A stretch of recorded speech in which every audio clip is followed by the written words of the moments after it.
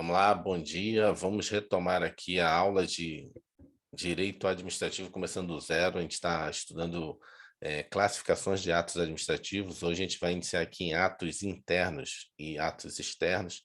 Quem tiver interesse, há o material, né, na descrição do vídeo. Você tem as redes sociais do pessoal, né? Eu acho que pelo menos a minha, do William, já está lá, mas depois eu vou botar do Luiz Carlos, Ludmila.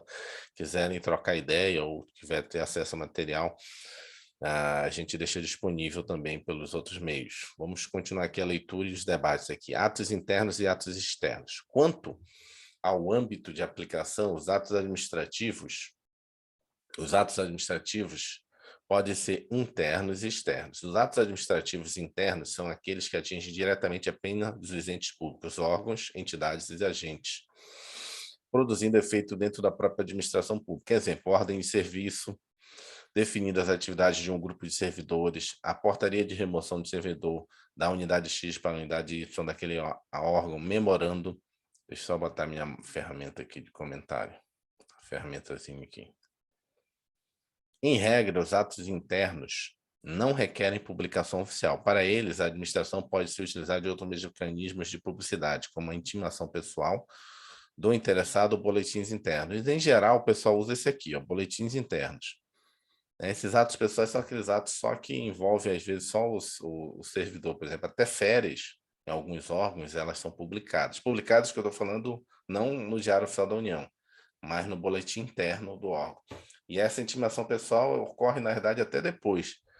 Assim, normalmente o pessoal envolvido, o cara de gestão de pessoas, pega a publicação no boletim interno e envia para o seu e-mail, dizendo, ó, foi publicado aí o seu dependente, foi publicado aí as suas férias, que você vai sair, né? Foi publicado o curso que você fez aí, dependendo do órgão, né? Tem cursos que dá gratificação, essas coisas. Então, essa intimação pessoal, às vezes, a gente usa muito intimação pessoal aqui no serviço público, mas assim, quando está envolvendo PAD, né? PAD, aí tem que comunicar a pessoa e não tem que. E também não pode expor a pessoa, né? Então vai botar boletim interno, né? Tipo, tal dia vai ser a sua oitiva. Não faz sentido você publicar isso no boletim interno, até para não expor a pessoa. Então, manda direto para ela, dizendo, ó, vamos ouvir você tal dia, você tem a tal dia para mandar os documentos para justificar aqui no PAD. Né? A gente usa muito nesse sentido. Então, os atos administrativos internos, fica claro que são aqueles atos, né, envolvendo só órgãos, né, entidades e agentes públicos. Né? No entanto, seus atos internos onerário patrimônio público, ou estes devem ser publicados para possibilitar o controle. Então, aqueles atos internos que, eventualmente, né, onere o patrimônio público. Eu acho que esse onere aqui seria esse ato aqui. Ó. Esse ato de remoção tem uma oneração para o patrimônio público. Como assim? A pessoa, quando vai de um estado para o outro, né, dentro de um órgão mesmo, dentro aqui, por exemplo, de Brasília, não gera nenhum custo para a administração pública, mas, por exemplo, a pessoa vai removida de Brasília para Belém, ou de Brasília para o Rio de Janeiro, aí tem um custo para a administração pública. A administração pública paga a mudança sua, ainda tem uma ajuda de custo para você, né? Para você e para seus familiares. Então, nesse caso, esse tipo de remoção, provavelmente, né, o pessoal do RH, da gestão de pessoas, publicaria no Diário Oficial da União. Tem que decorar isso aqui, né? Ficar atento. Quando onera ou gera recursos. Em regra, os atos internos não geram direitos adquiridos, autorizando-se assim a sua revogação a qualquer tempo. Atos administrativos externos, por sua vez, são aqueles que geram efeitos fora da administração pública. Podem ter como destinatários administrados em geral, ou embora não destinados a eles, simplesmente devem produzir efeitos fora do órgão que o editou. Exemplos: atos normativos, como os decretos e regulamentos, resoluções, instruções normativas, do edital de uma licitação e nomeação de candidatos aprovados em concurso público. Vocês repararam aqui que os atos externos, ele é bem parecido também com os atos gerais. Então, se você vê que as classificações vão meio que também sobrepondo. Então, os atos gerais, eles são bem o quê? São, cadê? Ser publicados no meio social, né? É porque não está aqui, mas os exemplos de atos gerais são justamente, deixa eu pegar aqui, voltar aqui, tá vendo? Regulamentos, resoluções, regimentos, instruções, normativos. São os atos gerais. E os atos externos é basicamente os mesmos exemplos, né? Aqui, ó, decretos, resoluções normativas, edital de uma licitação. É a mesma coisa que os atos gerais lá em cima também. Então, você vê que essas classificações dos doutrinadores é porque, né, quem vai estudar direito vai ver muito isso. Na verdade, direito, né, essas classificações de direito é um autor, né, um escritor de livro, pega e diz, bom, esse determinado conceito eu vou chamar assim. Aí vem o outro, chama assim. Quando na verdade é o mesmo, vamos dizer assim, o mesmo objeto, o mesmo conceito jurídico que a pessoa resolveu nomear de uma forma. Classificar, não, se for assim, assim, se for assim, assim. Aí vem o outro, quando a gente estuda direito constitucional, a gente vê muito isso, né? Classificação da Maria Helena Diniz, classificação de José Afonso da Silva, pelas vezes o mesmo conceito, só que resolveu interpretar de uma outra forma. Aí o grande medo do estudante, do concurseiro é eu tenho que ficar decorando cada um desses conceitos. Na prova, a gente vai ver que, na verdade, sim, a gente tem que ficar decorando, mas mais entender. Que, na verdade, sim, a pessoa vai botar um exemplo, vai botar, às vezes, um caso concreto, vai perguntar, isso aqui é geral ou é individual, né? Isso aqui é externo ou é interno? Se você aprendeu esses conceitos, né, aprendeu os exemplos, você não vai precisar ficar decorando. Mas você vai ver que entendendo esses conceitos, você tendo uma tabelinha do que é cada um, automaticamente no dia da prova você, né, você vai lembrar do exemplo ou do conceito e vai marcar a questão correta. Então não precisa ficar. A pessoa não vai te perguntar assim quais são as classificações. Na prova não vai perguntar quantas são as classificações de ato administrativo, 10, 15, não vai perguntar, não precisa ficar decorar isso. Tem que decorar que essa classificação e qual o conceito dela. Porque na prova o que vai cair é o cara botar um caso concreto, botar um exemplo, e aí vai atrelar isso a uma classificação.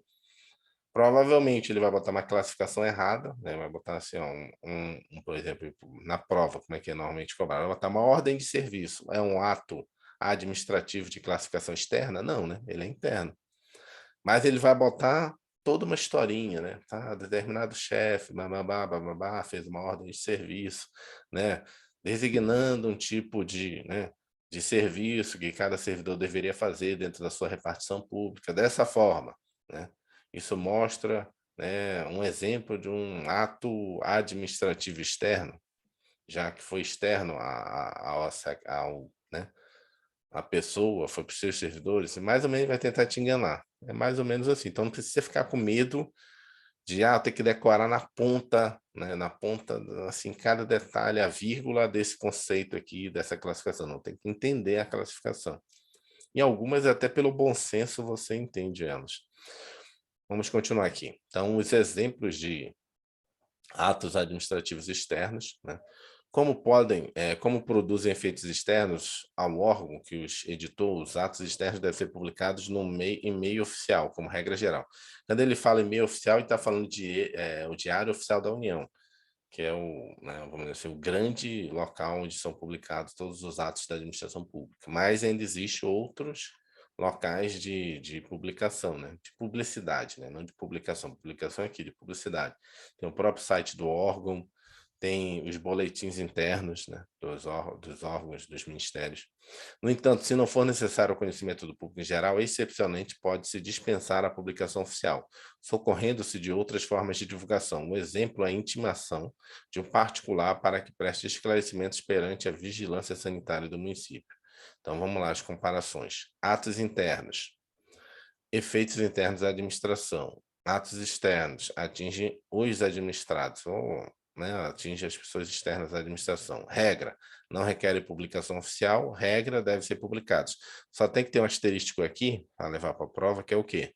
É um ato interno que ele onera o patrimônio público, né? Vai ter um pagamento, né, de fora do normal, né? Por exemplo, umas férias. Precisa publicar minhas férias no Diário Oficial da União, mas o pessoal publica no boletim interno, para saber que o Edvan está de férias, né? Para os outros servidores do Ministério saber que o Edvan está de férias, não está ali naquele momento.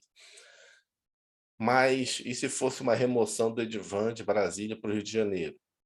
Aí é publicar porque gera, né, um dispêndio de recurso fora do normal, do dia a dia, do pagamento. Outra classificação, essa aqui é o que mais cai em prova. Ele até colocou aqui, ó, incidência alta em prova, que é o que? Atos simples, complexo e composto. É o que mais cai, porque justamente é o que pode gerar uma certa, vamos dizer assim, dúvida com esse aqui, mas vamos lá. Quanto à forma de vontade, os atos podem ser simples, complexos e ou compostos. Atenção a esta classificação, pois é bastante cobrada em prova. Tome um fôlego e vamos em frente. Ato administrativo simples é aquele que resulta da declaração de vontade de um único órgão. Tal ato independe de manifestação de outro órgão para produzir efeitos ou para ser considerado completo. Caso o ato expresse declaração de órgão simples, temos um ato simples singular. Já se o órgão é colegiado, teremos ato simples colegiado. Exemplo, exoneração do servidor, um ato simples singular. Deliberação de um órgão colegiado, como CARF, Conselho Administrativo de Recursos Fiscais, atos simples colegiado. Exemplo. Outros exemplos, nomeação de servidor pelo chefe do Poder Executivo, ordem de serviço emitida pelo chefe da repartição, despacho de encaminhamento de um processo. Notem que pouco importa a quantidade de pessoas que se manifestaram neste ato, e sim a quantidade de órgãos que se declararam sua vontade. Ou seja, um ato simples é o do dia a dia. Ele pode ser simples do ponto de vista singular ou simples colegiado.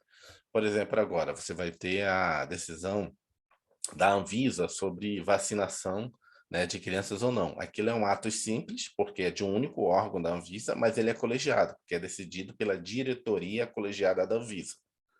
Então, é um ato único, né, um ato simples, só que ele é colegiado, porque não é uma única pessoa dentro da Anvisa que vai decidir, é um colegiado, os diretores todos da Anvisa reunidos. Agora, uma nomeação de servidor, ainda que seja de, por exemplo, uma portaria que nomeia 10 servidores, né? A decisão de nomear é de quem? Do diretor do órgão, do superintendente, da autarquia, ou, né, do ministro da pasta específica. O ministro da Economia nomeou 10 novos auditores fiscais. É um ato individual, né? Um ato simples e singular. Apesar de ter várias pessoas, isso aí ele pode confundir. Ah, mas a decisão influencia, né?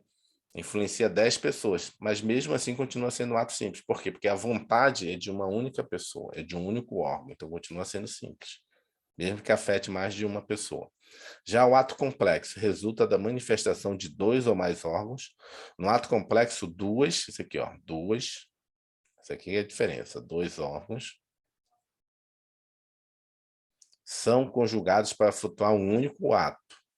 Isso aqui que ele vai, por isso que aqui esse cai muito, que ele vai confundir justamente com composto. Por exemplo, decreto assinado pelo presidente e referendado pelo ministro do Estado. Portaria conjunta pelo Ministério da Fazenda e pelo ministro do Planejamento. Instrução normativa conjunta entre a Receita Federal e a Procuradoria. Ou seja, repararam que toda vez que tem 2 órgãos para fazer um único ato, uma portaria, um decreto, uma resolução, ou seja, é um único ato que tem 2 órgãos manifestando a sua vontade, ou, né, fazendo aquele ato. Essa classificação foi cobrada em prova na questão abaixo. Vamos ver essa questão. SEBRASP, ABIN, né, Agência Brasileira de Inteligência, Oficial Técnico de Inteligência. Na classificação dos atos administrativos, um critério comum é a formação de vontade, segundo o qual o ato pode ser simples, complexo e composto. Ok. O ato complexo se apresenta como a conjugação, né, de vontade de 2 ou mais órgãos que se juntam para formar um único ato, né, com um só conteúdo e finalidade. Ou seja, ele botou correto aqui, ó, 2 órgãos. Essa aqui é a diferença aqui, ó, 2 órgãos, um único ato. Tem que memorizar isso, 2 órgãos, um único ato. Deixa eu, saiu aqui a minha visualização. 2 órgãos, um único ato, complexo. Normalmente o meu macete para memorizar, ó, complexo é o quê? Aqui, ó. Esse X aqui, ó, complexo, eu boto assim, ó, complexo. Eu boto aqui, ó, 1, 2. Então, quando é complexo com X, é 2 órgãos, é as 2 perninhas.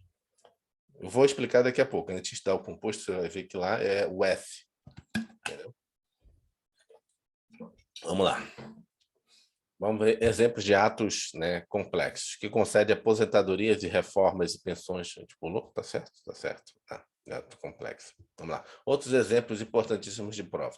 Atos administrativos. Aqui ele deu 2 exemplos. Deu esse primeiro conjunto de exemplos e esse outro conjunto de exemplos aqui. Atos administrativos que concedem aposentadorias, reformas e pensões são considerados atos complexos pela jurisprudência majoritária do STF. Tal entendimento se fundamenta na necessidade de registro, né, destes atos administrativos perante o respectivo Tribunal de Contas.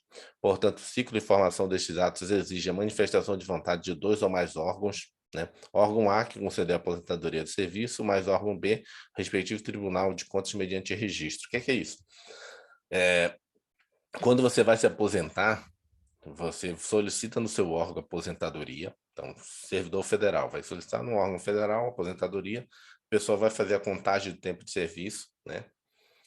Feita a contagem do tempo de serviço, essa aposentadoria ela vai, né, lá para o Tribunal de Contas da União para fazer o registro dessa aposentadoria.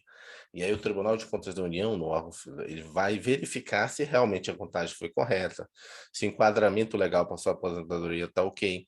Então, o seu ato de aposentadoria ele só se aperfeiçoa quando o TCU registra, dizendo, ó, foi registrada sua aposentadoria. Edivan, se não registrar, o TCU ele vai dizer, olha, na verdade essa pessoa ele não tem direito de aposentar, não.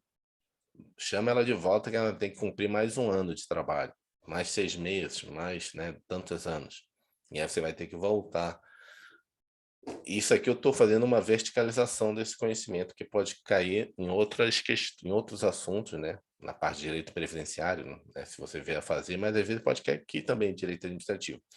Mas se passar muito tempo, é o que eu vim ocorrendo com o Tribunal de Contas da União. O que é que a gente aprendeu, né, na parte de revogação e anulação? Se passou 5 anos, já teve o primeiro ato, né? Você lembra o primeiro ato que eu solicitei, o meu órgão concedeu? Não, está aposentado, pode ir. Quando eu vou embora para casa, eu não fico esperando a decisão do Tribunal de Contas da União para eu ir embora, ficar em casa. O meu órgão já me libera. Só que quando ele me libera, ele manda para o Tribunal de Contas para fazer esse registro. É como se fosse uma dupla verificação, né? Quando chega no Tribunal de Contas da União, o Tribunal de Contas da União tem 5 anos. Se o Tribunal de Contas da União não registrar esse ato ou não verificar esse ato, estando certo ou errado, o que é que acontece? Direito adquirido meu. Né? Prescreveu a possibilidade da administração pública, né, rever esse ato. Então, é esse o entendimento hoje do STF. Já foi diferente. Hoje é isso, tem que memorizar isso. Eu não vou nem falar os outros, como é que era, tinha um bocado de regrinha. Hoje é assim. Chegou o Tribunal de Contas da União. O Tribunal de Contas da União tem 5 anos.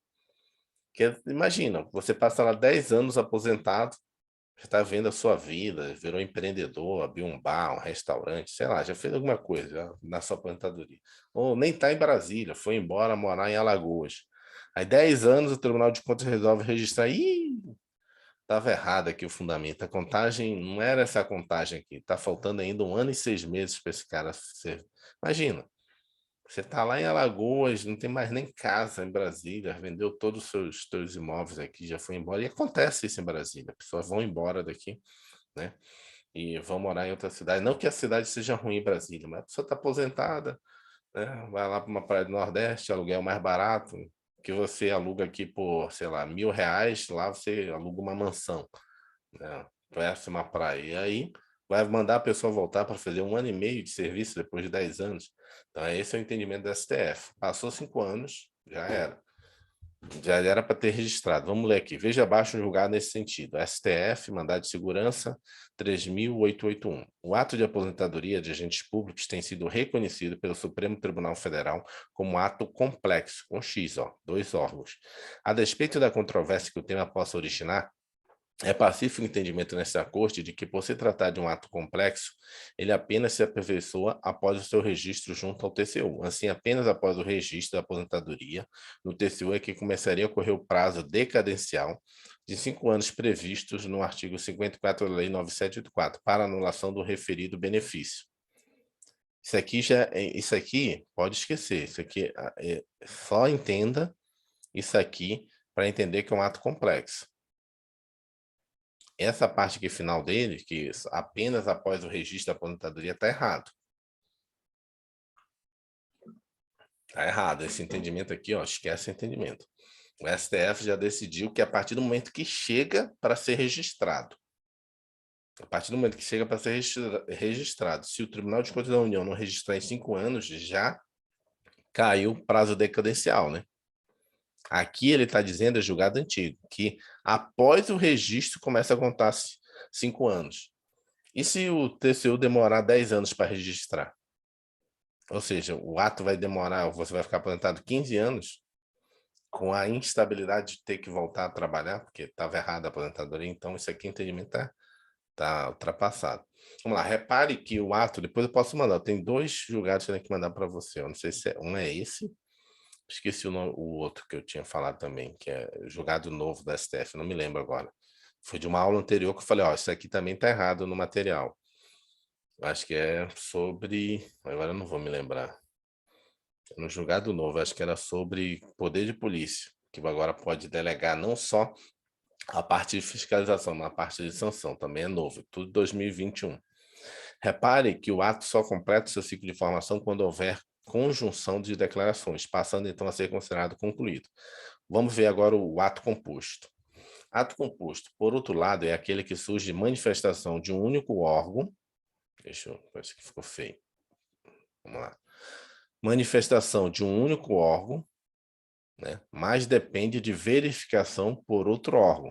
É por isso que esse aqui cai muito pegadinha, porque aí você fica pensando que é o complexo do Tribunal de Contas da União, que é de aposentadoria, porque o tribunal verifica, mas lá ele na verdade se manifesta. Os dois cruza, os dois órgãos fazem um só ato.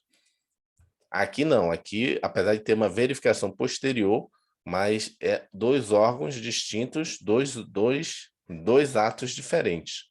Vamos lá. Ao final teremos a manifestação de 2 órgãos, né?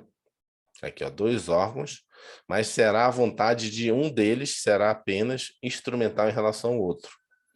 Então aqui o X é 2, o S pode dizer que é um simples, como se fosse um ato simples mais outro ato simples do S, não?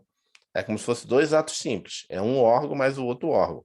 Só que isso aqui não gera um único ato, gera um ato mais um outro ato. Você vai ter 2 atos. Por isso que ele é composto, entendeu? Ele não é um ato só. Aqui você vai ter, ó, um órgão mais uma manifestação que vai igual dar só um ato. Aqui você vai ter um ato simples, mas vai virar 2 atos separados. Vamos entender aqui depois nos exemplos. Em outras palavras, um órgão irá determinar o conteúdo do ato e o outro limite-se a chancelar ou não aquele conteúdo. Este é o caso dos que depende para a formação de homologação, autorização, aprovação, visto. Repare o seguinte, aqui. Enquanto no ato complexo você tem 2 vontades se unem para formar um único ato, no complexo aqui, ó, com X, são 2 vontades se unem para formar o quê? Um único ato. O ato composto são 2 atos, né? Manifestação de um, manifestação de outro, e aí você tem um ato aqui, ó, um ato que é principal e um ato acessório, ou instrumental. Veremos a seguir uma importante divergência doutrinária. Para Maria Silva Zanella de Pietro, cita como exemplo o ato composto a nomeação de autoridades pelo presidente da República, que depende da aprovação prévia pelo Senado Federal, que é a sabatina. Neste caso, segundo a autora, a partir de uma lista prévia, o presidente da República é quem decide, indica o senhor fulano de tal para o cargo ato principal. O Senado Federal, apesar de participar desta nomeação, limita-se a aprovar ou não indicado, ato acessório, sem poder indicar outra pessoa. Assim, a vontade do Senado seria instrumental em relação à do presidente da República. Isto ocorre, por exemplo, a nomeação de autoridades como ministro do STF, tribunais superiores e do Procurador-Geral da República. Então, viu que como são atos diferentes? Por exemplo, o presidente indica, é um ato, ele faz um ato assim, ó, ele faz um chamado aviso, né, mensagem do presidente da República dizendo, olha, indica essa pessoa para o ministro Supremo, isso é um ato. Só que lá no Senado Federal, esse ato não, o ato do Senado Federal que vai fazer essa batida não complementa o do presidente, na verdade não faz com o presidente um ato só. Eles vão fazer um outro ato, que é o ato de aprovação. Vai ter votação e a partir daquela votação eles fazem um negócio lá chamado decreto legislativo. Faz um decreto legislativo dizendo que aquela pessoa foi aprovada. Ou seja, é um outro ato. Você tem uma mensagem indicando em um ato, são atos distintos. É diferente ali da aposentadoria. São 2 atos em uma única situação só, né? Você vai ter só o registro da aposentadoria. O registro da aposentadoria conclui o ato da aposentadoria. Aqui é diferente. Aqui você vai ter 2 atos distintos, né? Você vai ter 2 atos distintos para formar, né, justamente, né, 2 vontades diferentes. Pode ser que a vontade seja diferente. A vontade sendo diferente não desfaz a vontade anterior. Só que foi vontade diferente, o ato não se completa.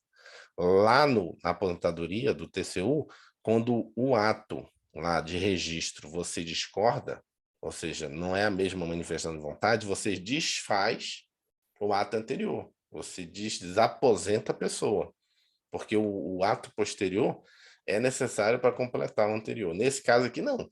O Senado pode rejeitar a pessoa indicada. Vai desfazer a indicação do presidente? Não, ele vai ter que indicar outra pessoa. O quê? Vai desfazer em tese, mas, tipo, acabou ali, né? No caso da aposentadoria, você desfaz o ato anterior. Aqui você não vai desfazer a indicação do presidente, já foi feita, só aprova ou não aprova a indicação. A posição de Maria Silva Zanella de Pietro foi cobrada na Fundação Carlos Chagas, questão abaixo. Vamos lá. A nomeação de Procurador-Geral da República, né, que é precedida da aprovação do Senado Federal, é classificada como ato. E aí? Aqui, ó. Os exemplos que ela deu, cadê? Tá aqui. Aqui, nesses casos aqui, para ela, o quê? Cadê aqui, ó? Ministro do STF é composto. Tribunais superiores, que é o quê? TST, STM, STJ é composto, e o Procurador-Geral da República também é um ato composto, entendeu? É a manifestação de 2 órgãos para gerar 2 atos. Um ato é principal e o outro ato é secundário. Um ato é de indicação e o do outro é de aprovação. Por isso que isso cai muito em prova, porque parece assim limiar, mas a aprovação pelo Tribunal de Contas da União do registro não é bem parecido, não. É limiar, mas não é parecido. Porque na hora que eu não registro, ou não faço o registro da aposentadoria, eu desfaço a aposentadoria, o ato anterior. Eu ainda não completei o ato anterior. Aqui, quando o presidente indica, ele já completou o ato dele. O que você pode fazer é aprovar ou não aprovar a pessoa que eu indiquei. Agora, você não pode mandar eu voltar. Tinha 3 pessoas, agora indica a segunda. Não. Aquelas 3 já foram, agora tem que vir outra indicação, outra lista tríplice. Porque daquela lista tríplice pode sair 3. Desculpa, da lista tríplice pode sair 1, que vai para aprovação ou rejeição pelo Senado. Se for reprovado, vai ter que fazer uma nova lista tríplice. Não pode pegar o segundo que ficou. Por quê? Porque o ato já foi feito. Vai ter que fazer um novo ato de trás. O outro ato nem se completou. Deixa eu ver se tem mais alguma coisa aqui. Tinha uma nota de rodapé. Artigo 71. Controle externo a cargo do Congresso Nacional será exercido por um auxílio do Tribunal de Contas da União, ao qual compete apreciar, para fins de registro, tá vendo aqui, ó, para fins de registro, a legalidade dos atos de administração de pessoal a qualquer título, na administração direta e indireta, incluídas fundações instituídas e mantidas pelo poder público, e situadas nomeações para cargo de provimento em comissão, bem como as concessões de aposentadorias, reformas e pensões, ressalvadas melhorias posteriores que não alterem o fundamento legal do ato concessório. Deixa eu ver se tem mais alguma coisa aqui. 21. Reforma seja uma das formas da qual o servidor militar entra para inatividade. Onde ele botou essa anotação? 21. Ah, tá. Reformas. Ele botou reformas aqui. Os atos administrativos de aposentadorias, reformas e pensões. Reforma é quando o militar, por exemplo, militar da ativa. É isso que ele está explicando. O militar da ativa vai lá e se aposenta, né? Ele vai para inatividade, vai virar reserva remunerada, que a gente chama. Foi lá, cumpriu o tempo dele, vai para a reserva remunerada. O TCU vai registrar, né? Vai conceder a aposentadoria. Determinado tempo vai passando, quando o militar fica, né, aposentado, que a gente chama reserva remunerada. Não é aposentado, fica na reserva remunerada. Ele é uma reserva. Reserva que a gente fala assim, que nem de time de futebol. Ele pode entrar em campo de novo, pode ser convocado novamente. Então, ele fica numa reserva remunerada, fica recebendo, mas está de reserva, não está mais na ativa. Chega o momento da vida dele que aí a respectiva força vai reformar ele. O que é a reforma? Ele vai continuar aposentado, né, recebendo, mas ele não pode mais ser convocado. tiver uma guerra e não vai mais ser convocado. E aí, nessa reforma, o Tribunal de Contas vai de novo verificar se a reforma foi feita adequadamente, não? Entendeu? A diferença no militar é um pouco diferente, por isso tem esse termo aqui, né? Reforma, aposentadoria e pensões. O militar tem duas situações. Primeiro ele vai para a reserva remunerada e depois ele pode ser reformado na reserva. Aqui, esse aqui está falando aqui os casos aqui, ó, que o Senado vai aprovar aqui, ó. Constituição Federal de artigo 84, inciso 14. Nomear após a aprovação do Senado Federal, ou seja, é um ato acessório, né? Os ministros do Supremo Tribunal Federal, dos tribunais superiores, governadores de territórios, procurador-geral da República, presidente e os diretores do Banco Central e outros servidores com determinada lei. Então, são tudo atos administrativos compostos, com S. Fala aí, alguém botou no chat aqui. Não fará aula direto? Não, ainda não acabou agora os 30 minutos. Vai acabar aqui esse assunto, a gente para aqui, vai para o próximo assunto. Carvalho Filho, 30 minutos, mas não precisa ser certinho. Se acabou, vou parar no meio do assunto. A gente continua até finalizar o assunto, né? Carvalho Filho, a seu turno, entende que é ato complexo a nomeação de autoridades que dependam de aprovação legislativa. Segundo o autor, há conteúdo próprio em cada uma das manifestações. A posição de Carvalho Filho foi cobrada nessa questão da Sebrasp para baixo. Sebrasp, Procurador do Estado. A nomeação dos ministros dos tribunais superiores no Brasil é um ato administrativo complexo, gabarito certo. E agora? Vira aqui, ó, Carvalho Filho entende que é complexo. Já a FCC acha que é composto. Então, fica aguardado o seguinte: Maria Silva Zanello de Prieto é seguida pela FCC, que esse tipo de ato é com S, composto. Agora, a CESP acha que nesse caso, é um ato administrativo complexo, igual uma aposentadoria. A partir dessas divergências, é importante não confundirmos as diferenças entre ato composto e ato complexo. Ato complexo é a fusão de 2 ou mais órgãos. Eita, fiz errado aqui, vamos apagar aqui. É a fusão de 2 ou mais órgãos, ou seja, para criar igual um quê? 2 ou mais órgãos igual um ato só. É um ato só. Um documento só que vai sair daqui.